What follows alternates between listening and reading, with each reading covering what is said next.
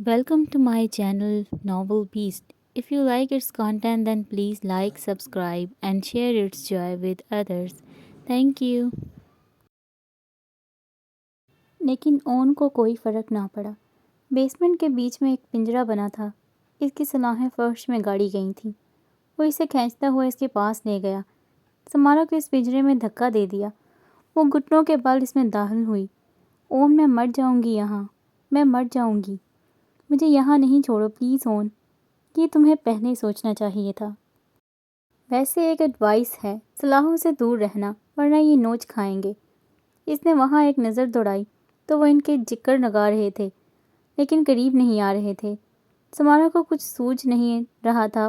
खौफ ने इसकी अक्ल ख़त्म कर दी थी। ओन प्लीज़ नहीं करें। ओन को दरवाज़ा बंद करते देख कर इसने कहा, लेकिन वो पिंजरा लॉक करते बेसमेंट के दरवाजे की तरफ बढ़ने लगा, जबकि समारा इसका नाम चिल्लाती रही। ओन के जाने के फ़ौरन बाद वो कुत्ते इसकी तरफ झपटे। समारा चिल्लाती सलाहों से दूर हो गई। बल्ब मध्यम सी रोशनी इस तक फेंक रहा था। वो खौफनाक जानवर इसे घूरते चक्कर लगा रहे थे। कितनी अजीब बात थी। वो कैद थी और जानवर आज़ाद। ओन ने इसे इसकी औकात दिखा दी थी। पिंजरे के दरमियान में सिमटी वो कांप रही थी। पागलपन से चिल्लाने लगती, लेकिन कोई नहीं सुनता। कुत्ते इस पिंजरे के इर्द गिर्द घूमते, किसी पिंजरे के ऊपर चढ़ जाते। सिन्योर, मेरे ख्याल से सिन्योरा ये बर्दाश्त नहीं कर पाएंगी। मुझे वो अपने पास चाहिए, फिर चाहे किसी भी हालत में। मालूम नहीं वो यहाँ कब से थी, 1 या 2 दिन या 1 हफ्ता। वो कभी सिमट कर लेट जाती, कभी बैठ जाती। वो कुत्ते पिंजरे में मुंह डालकर इस तक पहुँचने की कोशिश करते। कभी कभी वो आलमो वहशत में हंसने लगती। हर गुजरता लम्हा एक ज़िंदगी के बराबर था। ओन आता था, वो इससे भीख मांगती, लेकिन वो इसे खुश्क रोटी और पानी फेंक देता। वो खुश्क रोटी खाते हुए कुत्तों को लजीज खाने खाते हुए देखती। कभी कभी वह सोचती क्या वो इनसे खाना छीन सकती है, पर फिर अपने आप से वहशत होने लगती। इस जगह ने इंसान और जानवर का फ़र्क ख़त्म कर दिया था। खुद को अपने अंदर कैद करने लगी वो। ऐसी दुनिया जहाँ वो खुश थी, खुद से बातें करती रहती। कभी से लगता कि इस पर कीड़े चढ़ रहे हैं, तो वो आलमो वहशत में खुद को नोचने लगती। इसकी हड्डियाँ वाजिया होने लगी थीं। इसके कपड़े खुले हो गए थे। बदबू में सांस लेना मुश्किल था। इस सब में इसने ये सीखा था कि कैद होने का खौफ सबसे बड़ा है। इसे कुत्तों से हसद होने लगता तो वो खुद को दोबारा इसी दुनिया में ले जाती। शायद 2 हफ्ते गुजर गए थे इसे यहाँ। वो दिन गिनने की कोशिश करती।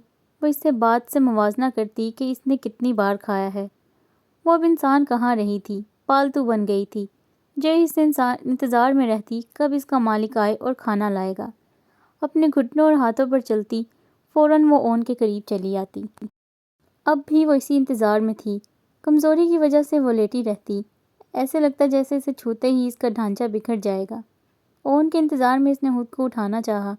सलाखों को पकड़कर खुद को खींचने लगी, जब बाहर मौजूद कुत्ते ने इसकी बाजू को काट लिया। खुद की बाजू को पकड़े वो रोने लगी और होश से बेगाना होने लगी। इसे लगा जैसे कोई फरिश्ता इसकी तरफ बढ़ रहा है, मगर ये फरिश्ता रोशन क्यों नहीं था। वो तो तारीक था, बहुत तारीक। माई फैलन एंजल, माई डैबलो। मॉन अमोर, सब ठीक है, मैं आ गया हूँ। समारा के कपड़े और बदन गलाजत से भरे हुए थे और इसे सीधा बाथरूम ले गया और बाथ टब में लिटा दिया। जब समारा के ज़ख्मों पर पानी से जलन हुई तो वो होश में आ गई और चिल्लाती निकलने की कोशिश करने लगी। ओन ने इसे गर्दन से पानी में धकेल दिया। बस करो समारा, लेकिन वो चीखती रही। ओन ने डॉक्टर को बुलाया था। समारा बहुत कमज़ोर थी, इसकी हड्डियाँ दुख रही थीं। डॉक्टर ने इसका फौरी इलाज शुरू कर दिया था। इसे बुरी तरह से स्किन इन्फेक्शन हुआ था, जो कि बहुत तकलीफ दे था, और इसका इलाज भी इतना ही तकलीफ दे। समारा बस हाँ या ना में जवाब देती। इसकी आंखों की चमक ख़त्म हो चुकी थी। इंसान के ढांचे में एक पालतू। क्रिस्टोफर, मैं अभी कहीं नहीं जा सकता। देखो ओन, तुम्हें चलना होगा। तुम जानते हो कि पब्लो की नज़र भी इसी जगह पर है। मैं अच्छे से जानता हूँ।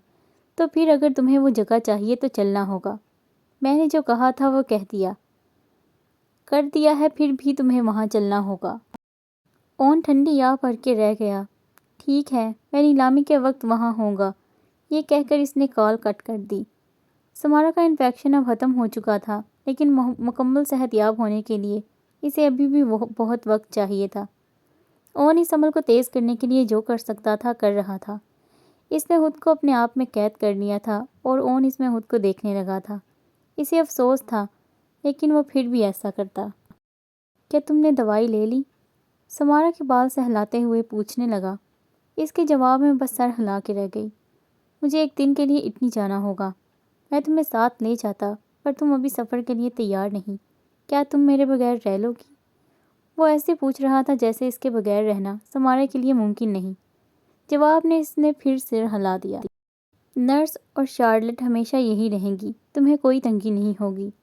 یہ کہہ کر وہ اس کا کمر درست کر کے چلا گیا اور سمارا نے پھر آنکھیں بند کر لی۔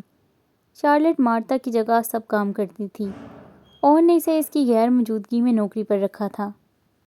اس ڈانس اسٹوڈیو کی نیلامی تھی۔ وہ جگہ بہت اچھی لوکیشن پر تھی اور اس کو خریدنے کے بعد پیبلو کو بہت منافع ہوتا۔ اسے کاروبار میں نقصان ہو رہا تھا، اب اپنی ساری جمع پونجی اس پر لگا رہا تھا۔ لیکن سب سے بڑی مشکل یہ تھی کہ اس کا حریف اون بھی یہ جگہ خریدنا چاہتا تھا۔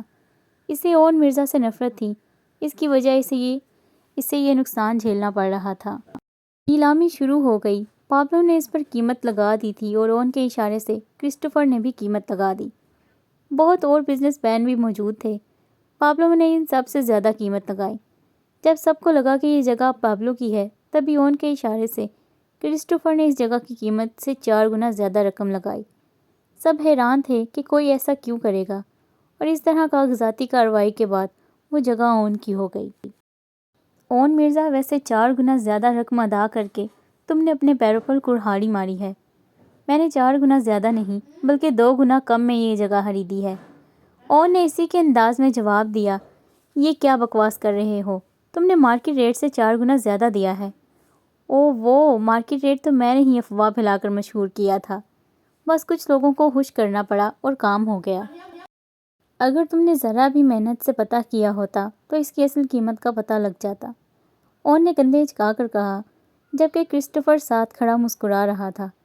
تم ایسا کیسے کر سکتے ہو؟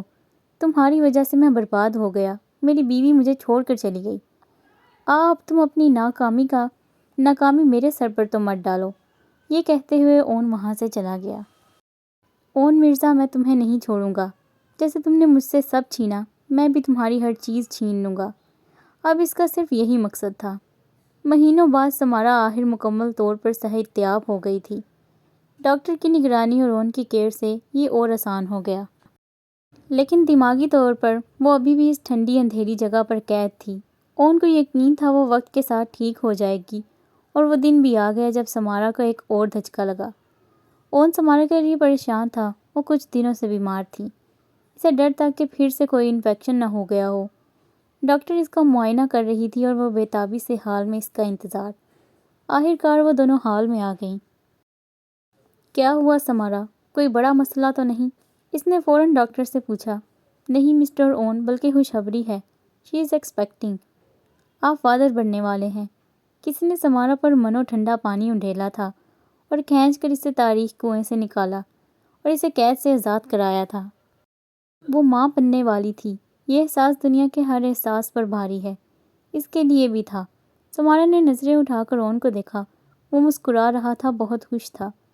نہ کہ وہ استزائیہ مسکراہٹ اور نہ ہی کوئی طنزیہ مسکراہٹ تھی، بلکہ وہ مسکراہٹ جو چہرے کو روشن کر دیتی ہے اور دیکھنے والا خود بھی خوشی میں جھوم اٹھتا ہے۔ اسے دیکھ کر سمارا بھی مسکرا اٹھی۔ وہ قدم اٹھاتا اس کے سامنے آ گیا۔ میں بہت خوش ہوں، بہت زیادہ۔ اس کا چہرہ اپنے ہاتھوں میں تھام لیا۔ مون امور، اب سب کچھ ٹھیک ہو جائے گا۔ اس کی خوشی دیدنی تھی۔ سمارا نے بھی عرصے بعد خود میں سکون اترتا پایا اور آنکھیں بند کر کے چہرے کو اس کے ہاتھ کے سمت موڑ لیا۔ اون نے اسے اپنی باہوں میں بھر لیا۔ پہلے سمارا اون سے خوفزدہ رہتی تھی اور اب تنگ رہنے لگی۔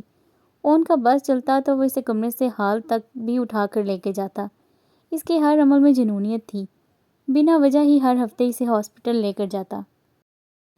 جب ڈاکٹر نے کئی بار سمجھایا کہ سمارا کا ایکٹیو رہنا صحت کے لیے اچھا ہے، تو وہ اسے اپنے ساتھ نان میں یا ڈیگو کے ساتھ جانے دیتا، مگر گھر کے اندر شارلٹ اس کے ساتھ ہوتی، جو کہ اون کی حرکتوں سے خوب محظوظ ہوتی۔ اسے اب دیکھ کر محسوس ہی نہ ہوتا کہ یہ وہی ظالم شخص ہے۔ سمارا کے لیے کھانے پینے کی ہر چیز کی لسٹ بنا رکھی تھی۔ کئی بار وہ اس سے زچ آ گئی۔ آفس ٹائمنگ بھی کم کر دی گئی۔ سمارا جو کہ پہلے ہی ڈپریس تھی اور ڈپریشن میں چلی گئی۔ اس کی نرس نے اسے کچھ بھی سوچنے سے منع کیا اور آرام کی تلقین کی۔ اون نے اس کو صرف بیڈ تک محدود کر دیا۔ میں سارا دن یہاں پاگل ہوتی رہتی ہوں۔ وہ شارلٹ سے بات کر رہی تھی جب اون بھی قریب بیٹھا لیپ ٹاپ پر مصروف تھا۔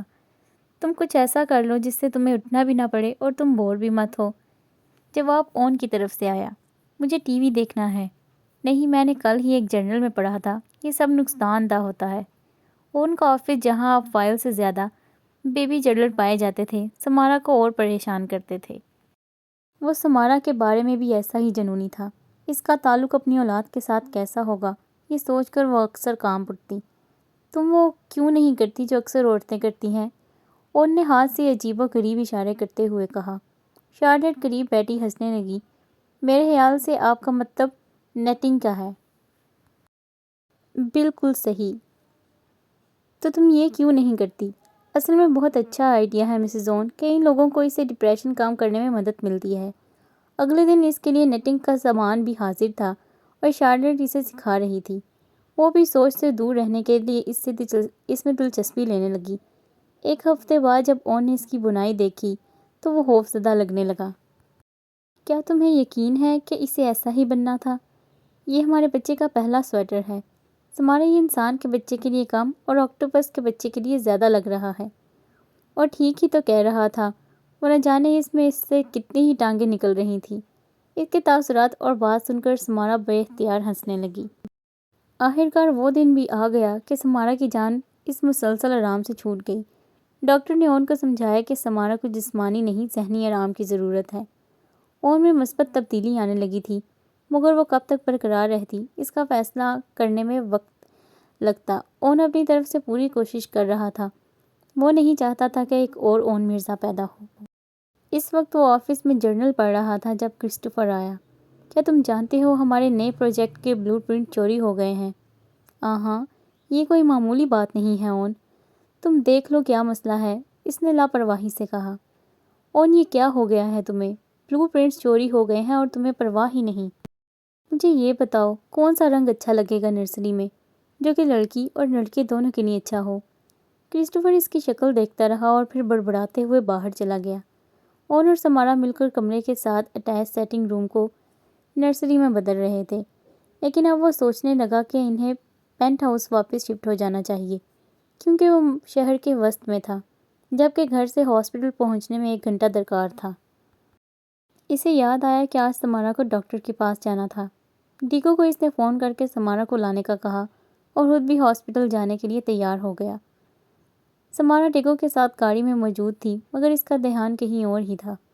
اون اس سے محبت کا دعوے دار تھا، لیکن پھر بھی اس پہ ظلم کرنے میں نہیں کتراتا تھا۔ کیا وہ اپنی اولاد کے ساتھ بھی ایسا کر سکتا ہے؟ یہ سوچ کر اس کا وجود کانپ اٹھا۔ یہ سوچ اسے اندر ہی اندر کھائے جا رہی تھی۔ وہ انہی خیالوں میں گم تھی جب ایک وین نے اس کی گاڑی کو زوردار ٹکر ماری۔ ٹکر سے ان کی گاڑی سڑک سے اترنے لگی اور سمارا بھی جھٹکے کی وجہ سے سیٹ پر سے گر گئی۔ ڈیگو نے گاڑی کو بمشکل سنبھالا۔ سنیورا جلدی کریں اور سیٹ بیلٹ لگا لیں۔ سمارا خود کو سنبھالتی سیٹ پر بیٹھی اور سیٹ بیلٹ لگا لی۔ یہ کون ہے ڈیگو اور ایسا کیوں کر رہا ہے؟ وین مسلسل گاڑی کو ٹکر مارنے کی کوشش کر رہی تھی، جسے ڈیگو تیز رفتاری سے بھگا رہا تھا۔ میں نہیں جانتا سنیورا، آپ اپنی پکڑ مضبوط رکھیے۔ اس کی آواز میں پریشانی نمایاں تھی، جس نے سمارا کو مزید خوفزدہ کر دیا۔ وین ان کی گاڑی کو سائڈ سے ٹکر مارنے کی کوشش کرتی، مقصد ان کی گاڑی کو سڑک سے اتارنا تھا۔ ڈیگو نے اس کی مزید 2 کوششیں ناکام بنا دی، لیکن تیسری بار اس وین نے زوردار ٹکر سے انہیں سڑک سے اتار دیا۔ ان کی گاڑی ڈھلان سے لٹتی ہوئی نیچے گئی اور درختوں سے ٹکر کھا کر رک گئی۔ سمارا کو اپنا سر گھومتا ہوا محسوس ہو رہا تھا اور بہت دباؤ بھی محسوس کر رہی تھی۔ نیم بے ہوشی میں اسے مسلسل پانی کے ٹپکنے کی آواز آ رہی تھی۔ اس آواز نے اسے اپنی حالت سے نکلنے میں مدد دی۔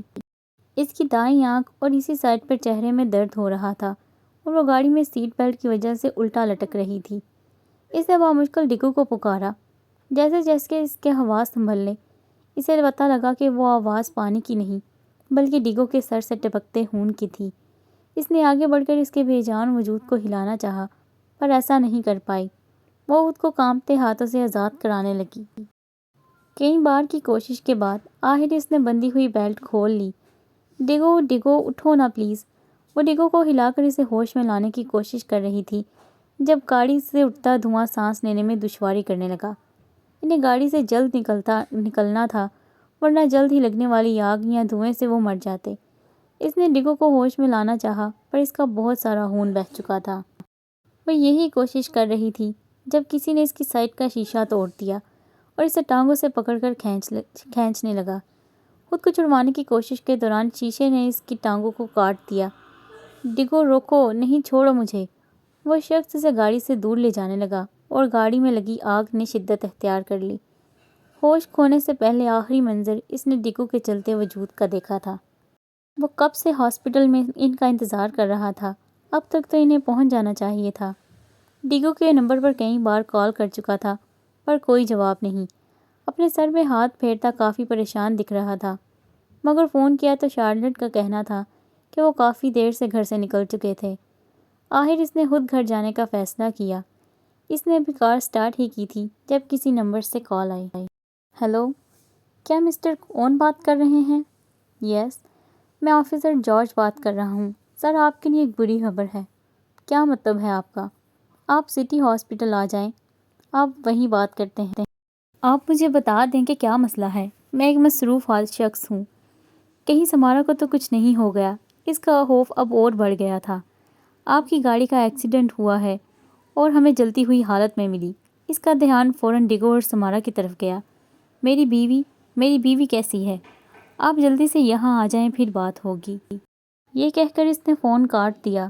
اون کو نفرت تھی خود کو بے بس محسوس کرنے سے، اور اب وہ بے بسی ہی محسوس کر رہا تھا۔ وہ 20 سال کا تھا اور بہترین یونیورسٹی میں پڑھ رہا تھا۔ اسے اپنی ماں سے دور رہتے 5 سال ہو گئے تھے۔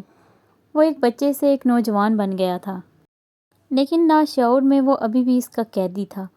اسے پتہ لگا تھا کہ اس کی ماں نے خودکشی کر لی ہے۔ ڈیگو کا کہنا تھا کہ اسے فریحہ کا جنازہ کروانا چاہیے۔ اس کی لاش گورنمنٹ کے قبضے میں تھی اور کوئی وارث نہ پا کر اس کا اشتہار دیا گیا تھا۔ اون کو لگ رہا تھا کہ یہ اس کی ماں کا کھیل ہے، وہ اسے دوبارہ حاصل کرنے کے لیے ایسا کر رہی ہے۔ اون کو اس عورت سے کچھ تعلق نہیں رکھنا تھا۔ وہ پہلے سے زیادہ بے چین رہنے لگا اور روز ہی چیختے ہوئے جاگنے لگا۔ اس کے روم میٹ کو لگ رہا تھا وہ اپنا دماغی توازن کھو بیٹھا ہے۔ آخر اس نے اپنی ماں کا سامنا کرنے کی ٹھان ہی لی۔ وہ واقعی مر چکی تھی۔ اون کو یقین نہیں ہو رہا تھا۔ وہ سامنے اس کی لاش دیکھ کر بھی یقین نہیں کر پا رہا تھا۔ آخر اسے دفنا دیا گیا۔ اسے لگتا تھا کہ یہ ایک دھوکہ ہے، بس نظروں کا دھوکہ۔ اپنے دل کو تسلی دیتے ہوئے دوبارہ رات میں قبرستان آیا اور قبر کھودنے لگا۔ موسم خراب تھا، اس لیے وہ جانتا تھا کہ ایسے میں کوئی یہاں نہیں آئے گا۔ آخر اس نے قبر مکمل طور پر کھود لی اور اس لاش کو دیکھنے لگا۔ آسمان اس پر بارش برسانے لگا تھا۔ وہ پانی اور کیچڑ سے لاپرواہ اسے دیکھنے لگا۔ آخر کار وہ آزاد تھا۔ اونچی اونچی ہنسی ہنسنے لگا اور پھر چلانے لگا۔ وہ ہاسپٹل پہنچا تو اسے پتہ لگا کہ گاڑی میں ایک شخص ملا تھا۔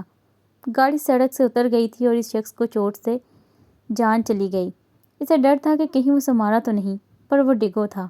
اس کا آدھا وجود بعد میں لگنے والی آگ سے جھلس گیا تھا۔ وہ فوری طور پر دماغی چوٹ سے مر گیا تھا۔ اون کو افسوس تھا اسے یاد نہیں پڑتا اتنا دکھ اس نے کب محسوس کیا تھا۔ ڈیگو اس کے لیے بہت اہم تھا، لیکن ابھی اسے سمارا کو ڈھونڈنا تھا۔ کہیں وہ دوبارہ تو نہیں بھاگ گئی؟ یہ سوچ کر اس کی رگیں تن گئیں۔ اسے اس کے اس عالم سے فون کی بجتی بیل نے نکال لیا۔ لیکن اس فون پر اس کی جس سے بات ہوئی، اس کے بعد اس کی آنکھوں میں خون اتر آیا۔ اسے ایسا نہیں کرنا چاہیے تھا، بالکل بھی نہیں۔ سمارا کب تک اس اندھیرے میں گھومتی رہی؟ وہاں سے نکلنے کا اسے کوئی راستہ نہیں دکھ رہا تھا۔ اچانک اسے کتوں کی آواز آئی۔ وہ اس آواز کی مخالف سمت بھاگنے لگی۔ آخر اسے روشنی کی ایک کرن دکھائی دی۔ وہ اس کرن کی طرف بڑھنے لگی۔ جب وہ ہوش میں آئی تو اس کا سر اور چہرہ اسی طرح سے درد کر رہا تھا۔ وہ یاد کرنے لگی کہ اس کے ساتھ کیا ہوا تھا۔ شاید اس کا چہرہ اور سر حادثے کے وقت کسی چیز سے ٹکرایا تھا۔ اس نے بامشکل اپنی آنکھیں کھولیں۔ وہ کسی عجیب جگہ پر تھی۔ کوئی شخص اس کے ایک دم سامنے کھڑا تھا۔ سمارا نے ہلنا چاہا پر اس کے ہاتھ اور پاؤں بندھے تھے۔ خوف سے اس نے اپنے اطراف کو سمجھنے کی دوبارہ کوشش کی۔ اس کے اوپر کھلا آسمان تھا جو کہ لگتا تھا کسی بھی لمحے برس پڑے گا۔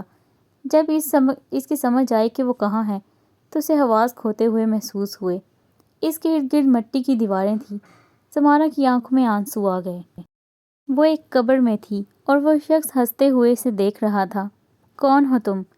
سمارا نے ہمت سے پوچھا۔ تمہیں اس کی فکر نہیں کرنی چاہیے، ویسے ہی کچھ دیر میں تم مرنے والی ہو۔ سمارا کا حلق کڑوا ہو گیا تھا۔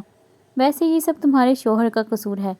اگر وہ مجھ سے میرا سب کچھ نہیں چھینتا تو تم محفوظ ہوتی۔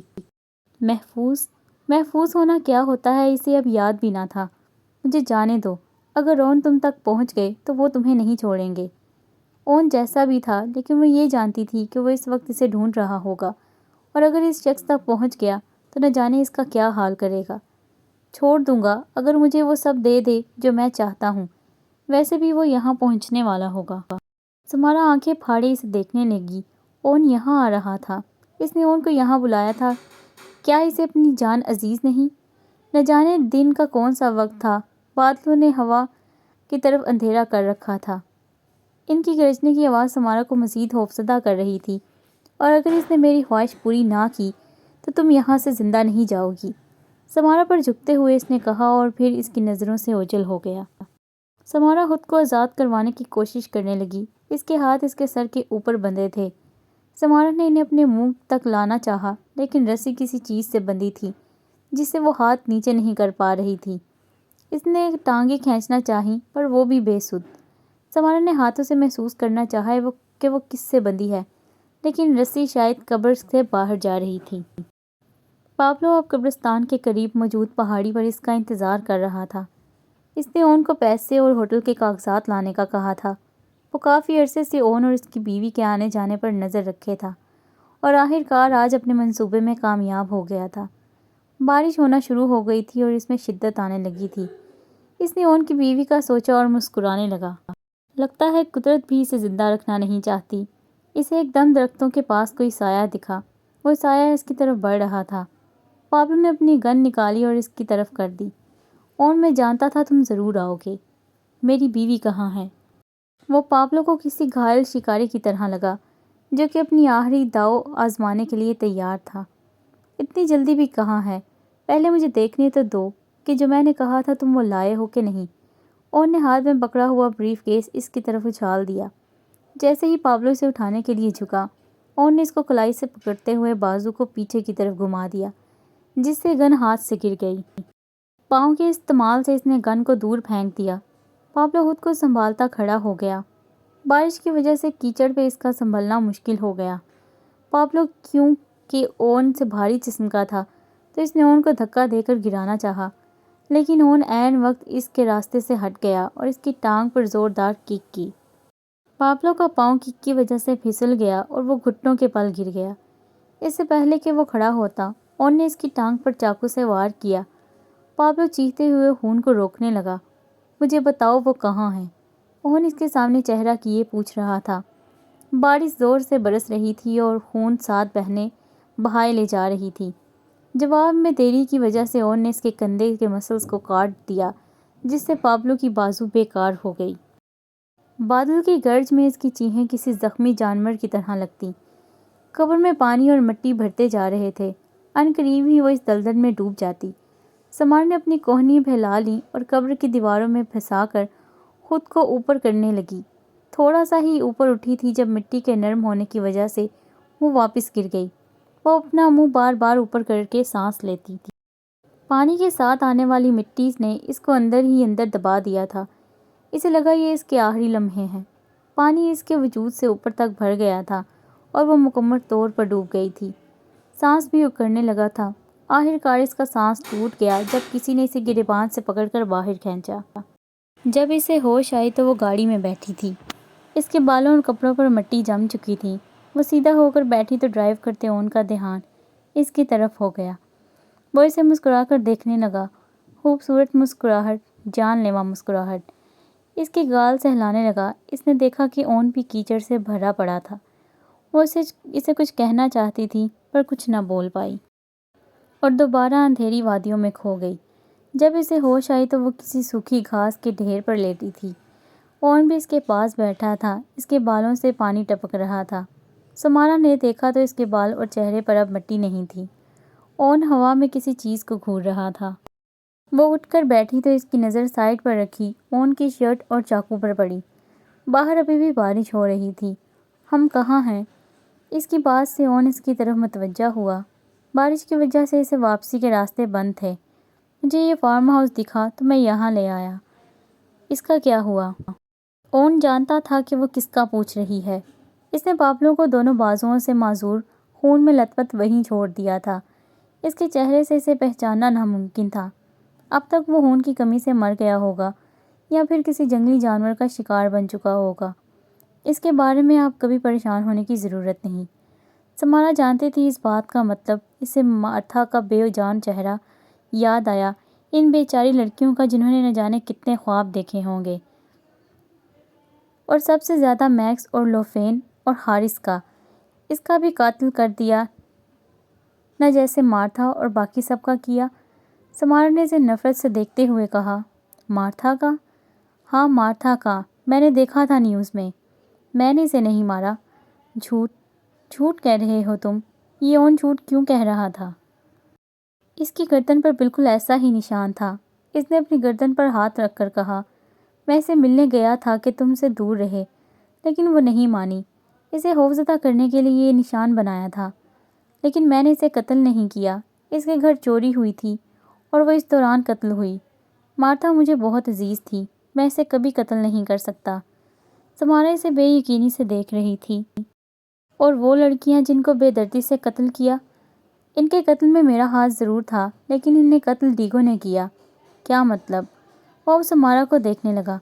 تمہارے جانے کے بعد میں خود پر قابو کھو بیٹھا اور مجھے ان میں تم نظر آنے لگی۔ اس وحشت کو دور کرنے کے لیے میں انہیں وہ نشان دینے لگا اور ٹارچر کرنے لگا۔ مجھے بچانے کے لیے ڈیگو کو انہیں قتل کرنا پڑا۔ کتنے آرام سے وہ خود کو بری الذمہ کر رہا تھا۔ وہ سب معصوم تھے۔ معصوم تو میں بھی تھا، وہ غصے سے بولا، اور سمارا نے آنکھیں بند کر لی۔ ان سب کا کوئی قصور نہیں تھا، نہ ہی لوفین، میکس اور ہارس کا۔ مونومور، انہوں نے تمہیں مجھ سے دور کیا، اور یقین کرو ان کی موت نے مجھے بہت سکون دیا۔ سمارا کی آنکھوں سے آنسو بہنے لگے۔ وہ سب لمحے اس کے سامنے گردش کر رہے تھے۔ آپ ایسے کیوں ہو اون؟ کیوں؟ وہ کبھی بھی خود کی کمزوری کا اعتراف نہ کرتا۔ کچھ سوچ کر وہ اون پر جھک گئی اور اپنی پیشانی اس کی پیشانی پر ٹکا دی۔ اون نے اپنی آنکھیں بند کر لیں۔ اسے قریب پا کر وہ کتنا پرسکون ہو جاتا تھا۔ کیا آپ کو کبھی افسوس نہیں ہوا؟ آئندہ ایسا مت کرنا۔ اس کی بات سے وہ استہزائیہ مسکرایا۔ کیوں نہیں؟ اگر ضرورت پڑی تو میں تمہیں پھر اس اندھیری جگہ قید کر دوں گا۔ سمارا کو وہ سب تکلیف اور تذلیل دوبارہ یاد آ گئی۔ کاش ہم نہ ہوتے، کسی اور حال، کسی اور جگہ ملے ہوتے۔ یہ کہہ کر وہ سیدھی ہو گئی۔ اون نے کوئی چمکدار چیز اپنی طرف بڑھتی دیکھی۔ وہ کچھ کر پاتا، لیکن اس سے بہت دیر ہو گئی تھی۔ اس کی گردن اور منہ سے خون نکل رہا تھا۔ وہ اسے بے یقینی سے دیکھ رہا تھا۔ سمارا رونے لگی اور ہاتھ سے چاقو چھوڑ دیا۔ اس نے اپنے پیٹ پر کچھ نوکیلا محسوس کیا اور پھر خون کے کچھ بہتے ہوئے قطرے۔ چاقو اون کے ہاتھ میں تھا اور اس کی نوک سمارا کے پیٹ پر۔ وہ اسے مار سکتا تھا، لیکن اس نے اپنے ہاتھ سے چاقو چھوڑ دیا۔ اسے اس بات کی سمجھ اب آئی تھی کہ وہ کبھی بھی اسے مار نہیں سکتا۔ سمارا کے کپڑے اور چہرہ اس کے خون سے بھرے ہوئے تھے۔ آخری الفاظ جو اس نے اون کے منہ سے سنے، اس سے وہ بے اختیار رونے لگی۔ Wait I live a beautiful life. 6 سال بعد وہ دونوں اکثر یہاں آتے تھے۔ آج بھی وہ اس سے ملنے آئے تھے۔ ماما، کیا بابا مجھے چاہتے تھے؟ اس کی بات سے سمارا مسکرا اٹھی۔ وہ آپ کو بہت چاہتے تھے میری جان۔ اس کی بات سے وہ پرسکون ہو گیا، پھر پوچھنے لگا، کیا وہ آپ کو بھی چاہتے تھے؟ ہاں، وہ مجھے بھی چاہتے تھے۔ کتنا؟ اتنا کہ وہ میرے لیے ساری دنیا سے لڑ جاتے۔ سمارا نے جھک کر اس کا سر چومتے کہا، پھر ننھے انس کا ہاتھ تھامے قبرستان کے بیرونی راستے پر چل دی۔